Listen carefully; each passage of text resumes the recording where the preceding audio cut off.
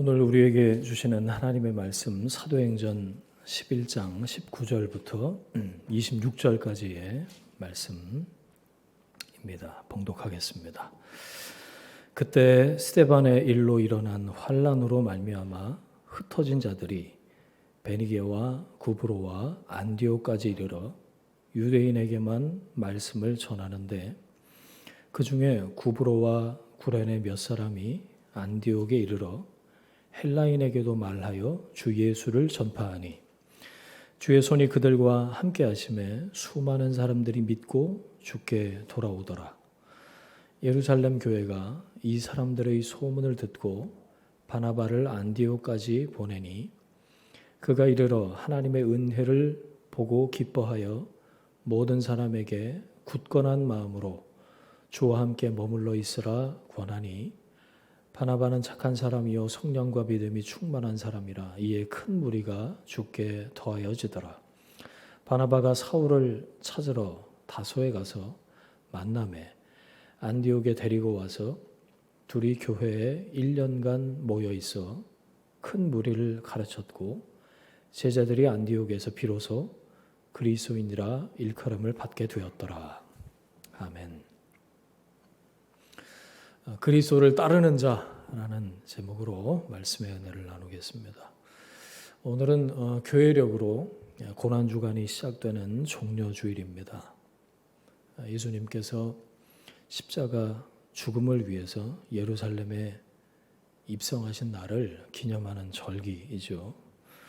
유대인들이 예루살렘으로 들어오시는 예수님을 향해서 호산나, 우리를 구하소서 라고 외치면서 승리를 상징하는 그 종려나무 가지를 흔들었다고 해서 붙여진 이름이죠.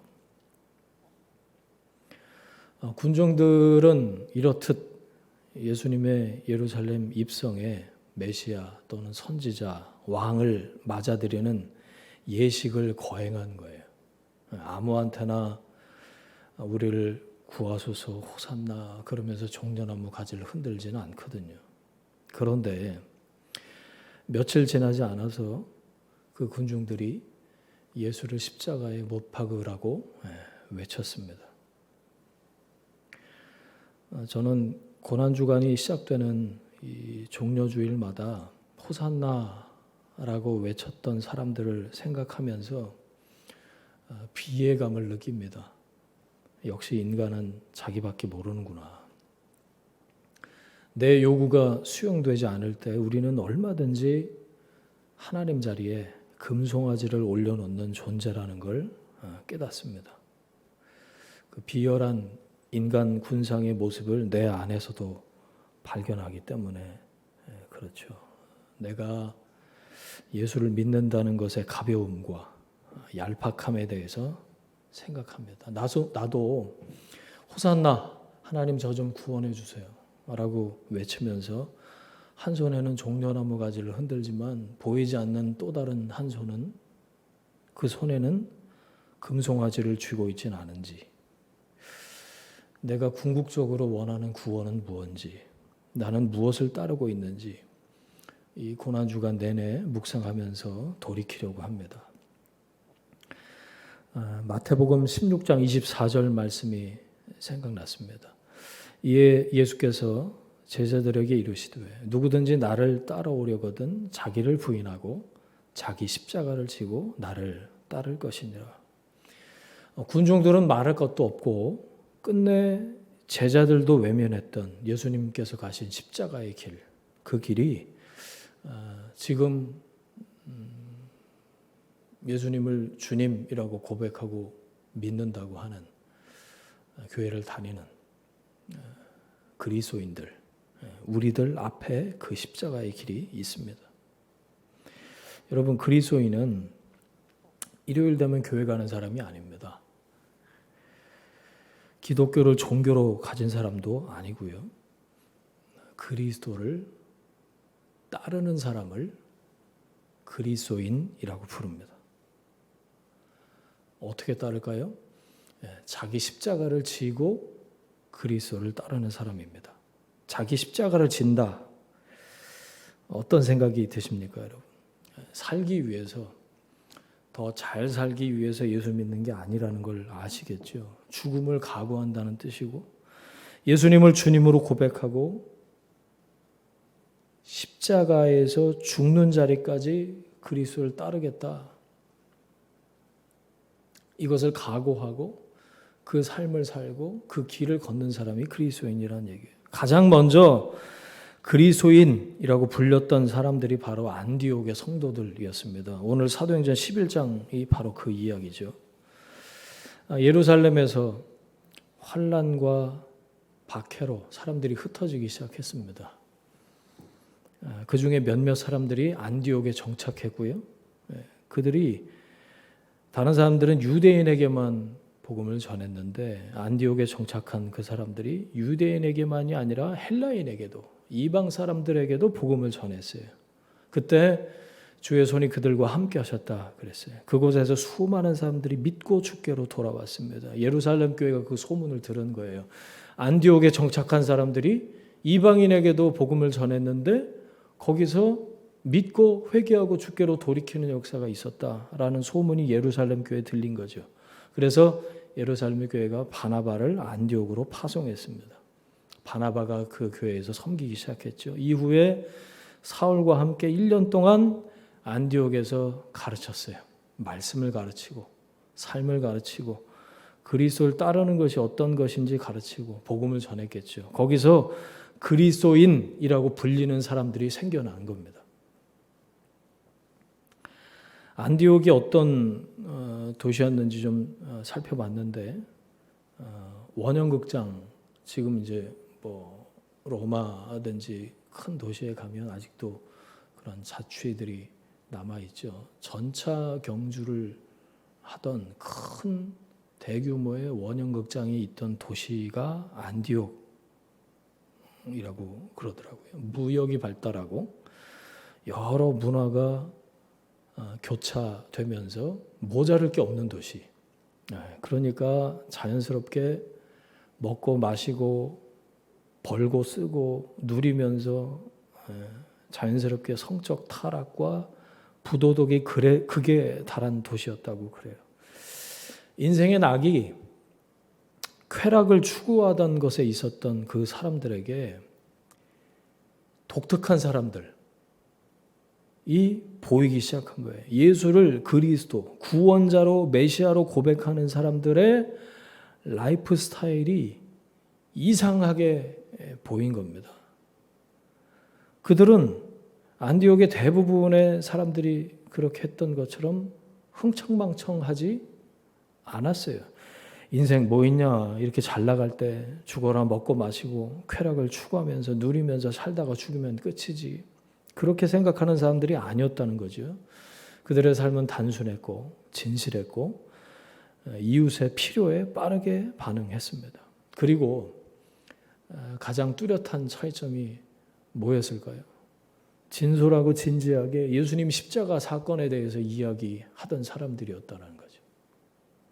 그 의미에 대해서 나누는 사람들이었다는 거예요. 정직하고 성실한 삶으로 복음을 전했던 사람들. 예수가 그냥 목수의 아들 반란죄로 잡혀서 처형당한 반역자가 아니라 우리가 바라바 대신 십자가에 못 박으라고 외쳤던 그 예수가 실은 하나님의 아들이시고 메시아, 그러니까 아브라함 때부터 우리가 기다렸던 그 구원자시고 창조주 하나님이신 것을 고백하고 예수의 삶을 따라서 신실한 삶을 살아가는 사람들이었다는 거죠. 예수를 그리스도로 고백하는 그들의 삶의 모습에서 안디옥의 사람들이 매력을 느낍니다. 쾌락만을 추구하던 그 끝에서 방황하던 사람들이 안디옥 교회 성도들의 삶을 주목하기 시작한 거죠. 하나님의 손길이 그들과 함께 하셨습니다. 많은 사람들이 그들의 삶을 통해서 주님께로 돌이킵니다. 그리고 돌이킨 사람들의 삶이 또 변하기 시작하죠. 그들은 예수를 그들의 주님으로 왕으로 고백하고 그분의 삶과 말씀을 따라 살아갑니다. 쾌락을 추구하던 그들이 이웃의 필요에 눈을 돌립니다. 금과 주단으로 몸을 치장하고 비싼 옷을 자랑하고 사치와 향락에 목을 메었던 그들이 평범하고 단순한 옷을 입기 시작합니다. 모든 사람들이 안디옥 교회 안에 독특한 사람들, 그들의 달라진 삶을 봅니다. 처음에는 수군거립니다. 이상한 사람들이다. 그래서 놀리기 위해서 비아냥거리려고 별명을 지어서 부른 게 그리스도인이에요. 저 그리스도 추종자들, 크리스티아누스, 요즘 말로 하면 예수쟁이들, 비아냥거린 투였어요. 안디옥 교회 사람들은 그 이름을, 그 별명을 자랑스럽게 받아들였습니다. 그 이름에 부끄럽지 않은 삶을 살았어요. 죽기까지 그리스도 추종자로 살았다는 거죠. 명실상부 그리스도인으로 살았습니다. 예수를 그리스도, 주님으로, 구원자로, 왕으로 고백한 사람들, 왕이신, 주님이신 예수님의 삶과 말씀을 따라서 하나님을 섬기고 서로 사랑하고 이웃을 사랑하며 살았어요. 그들에게 유일한 주님은 이제 로마의 황제가 아니라 오직 예수 그리스도였습니다. 초대 교부 중에 한 사람이었던 저스틴이 이렇게 기록을 했어요. 전에는 부와 재산을 늘리는 일에 큰 기쁨을 느꼈던 우리가 이제는 가진 것에 공동의 기금으로 모으고 필요한 사람들과 함께 나누고 있다. 전에는 서로 증오하고 죽이고 다른 족속의 사람과는 풍습이 다르다고 절대로 상종도 하지 않았던 우리가 이제는 그리스도께서 나타내 보이신 후 그분의 공정하신 명령을 따라 함께 살면서 원수를 위해 기도함은 이방인들도 우리처럼 그리스도께서 주신 좋은 소망을 함께 나누기 위함이다. 이 초대교회에 대한 저스틴의 이 기록은 그리스도인이 된 이후에 그 사람들의 삶의 변화를 보여주고 있죠. 그들은 스스로를 나는 그리스도인입니다 라고 정체성을 밝혔습니다. 어디에서든지 말이죠.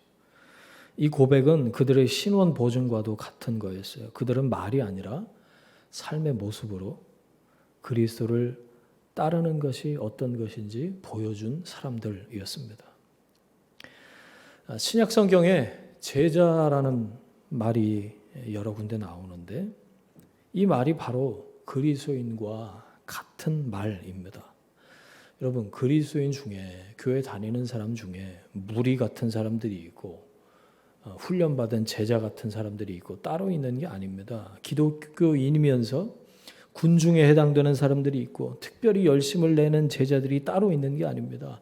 모든 그리스도인은 제자로 부름받은 사람이에요. 제자는 스승을 따르는 사람이죠. 예수를 주와 그리스도로 고백하고 삶으로 그리스도를 따르는 그리스도인은 모두 예수의 제자입니다. 복음을 깨닫고 삶을 그분께 건 사람들, 우리는 그리스도인입니다. 26절 말씀에 제자들이 비로소 그리스도인이라 일컬음을 받게 되었다 그랬어요. 복음을 깨닫고 삶을 그분께 건 그리스도 추종자들. 제자는 스승과 함께 먹고 스승이 가시는 곳에 함께 가고 스승이 머무시는 곳에 함께 머무는 사람을 제자라고 불렀죠. 여러분, 말씀이신 주님 앞에 머물러야 한다는 거예요. 성령의 인도하심을 따라가야 한다는 거죠. 순종함으로 배워야 한다는 겁니다. 자신의 틀을 버리고 스승의 라이프 스타일을 배우는 사람입니다. 나는 누구인가? 나는 어떤 사람으로 불리기를 원하는가? 나는 어떤 정체성을 갖고 사는가? 나는 그리스도인인가? 나는 예수를 주로 주님으로 고백하는 제자인가? 이 말씀 앞에서 예수님의 이름을 부르긴 하지만 정작 자신들이 원하는 것은 다른 것에 있었던 종려주일에 종려나무 가지를 들고 예수님을 따르진 않았던 그 수많은 사람들을 생각하면서 나는 누구인가? 나는 어떤 정체성을 가지고 나는 어떤 마음을 가지고 주님을 부르는 사람인가? 생각해 봐야 할 것입니다. 여러분, 제자는 스승의 말을 경청하는 사람. 그러면서 스승의 삶을 응시하는 사람입니다. 스승이 하시고자 했던 일을 계승하는 사람이고 지금도 말씀하시는 스승의 뒤를 따르는 사람이죠. 내 몫에 십자가를 지고 스승이 가신 길, 십자가의 길, 좁은 길을 걷는 사람입니다. 2021년 이 고난주간에 이 말씀을 듣는 여러분을 주님이 가신 길로 초대합니다. 그리스도인으로, 제자로 주님이 가신 십자가의 길로 여러분을 초대합니다. 지금 내가 걸어가야 할 좁은 길을 가르쳐 주십시오. 그리고 기꺼이 그리고 행복하게 그 길을 따르게 하옵소서. 여러분, 이 말씀을 기억하십시오. 우리는 그리스도를 따르는 자입니다. 기도하겠습니다. 하나님 아버지, 종려주일에 고난주간을 앞두고 이 말씀을 통해서 우리가 어떤 사람인지 다시 생각할 수 있도록 인도하시니 감사합니다. 하나님, 나는 그리스도인인지, 나는 주님을 따르는 제자인지, 내 삶에서 기꺼이 주님 가신 길을 따르고 행복하게 주님과 함께 그 길을 걷길 원하는지 이 말씀으로 다시 한번 우리 자신을 비추어 봅니다. 성령님 오셔서 이 말씀이 우리 안에서 열매 맺을 수 있도록 인도하여 주시고 주님께서 가신 길을 함께 따라가며 승리하는 우리 모두가 될 수 있도록 인도하여 주옵소서. 이제는 예수 그리스도의 은혜와 하나님 아버지의 사랑과 성령 하나님의 동행하심이 지금부터 영원까지 함께 하시기를 간절히 축원하옵나이다. 아멘.